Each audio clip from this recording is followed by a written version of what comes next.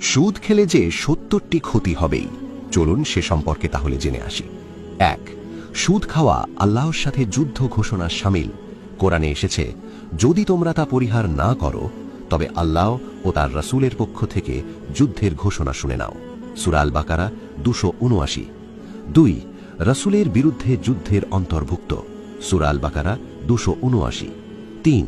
এটি কবিরা গুনাহ। সূরা নিসা ১৬১। ৪. সুদখোর, সুদদাতা, লেখক ও সাক্ষী সকলেই লানত-প্রাপ্ত। রাসূল সুদ গ্রহীতা, সুদদাতা, লেখক ও সাক্ষী সবার উপর লানত করেছেন। সহিহ মুসলিম ১৫৯৮। ৫. এটি আল্লাহর লানত-প্রাপ্ত কাজ। সূরা নিসা ১৬১। ৬. এটি সম্পদ বৃদ্ধি নয়, বরং ধ্বংসের কারণ হয়।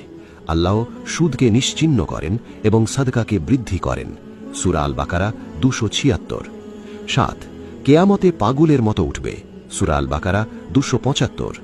৮. সুদের ৭০টি স্তর আছে। সবচেয়ে হালকা বা সর্বনিম্ন স্তর হল নিজের আপন মায়ের সাথে জিনা করার মতো গুনাহ।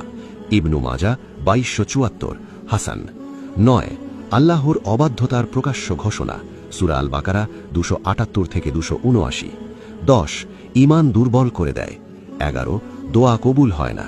১২. রিজিকের বরকত নষ্ট হয়। ১৩. সম্পদ ধ্বংসের কারণ। ১৪. অন্তর কঠিন হয়ে যায়। ১৫. তাকওয়া নষ্ট করে, আখিরাত ভুলিয়ে দেয়। ১৬. কেয়ামতে উন্মাদ অবস্থায় উঠবে। ১৮. কবরের আযাবের কারণ। ১৯. জাহান্নামের পথ সহজ করে। ২০. জান্নাত থেকে দূরে সরিয়ে দেয়। ২১. সমাজে জুলুম বাড়ায়। ২২. দরিদ্রকে আরও দরিদ্র করে। ২৩. ধনীকে অহংকারী বানায়। ২৪. ভ্রাতৃত্ব নষ্ট করে। ২৫. দয়া ও মমতা শেষ করে। ২৬.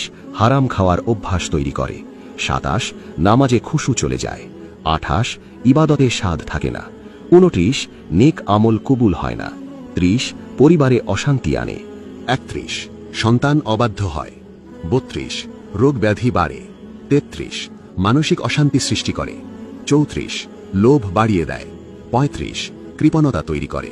৩৬. সত্য গোপনের অভ্যাস গড়ে। ৩৭. মিথ্যার আশ্রয় নিতে হয়। ৩৮. হালালকে তুচ্ছ করে। ৩৯. হারামকে সহজ মনে হয়। ৪০. সামাজিক অভিশাপ ডেকে আনে। ৪১.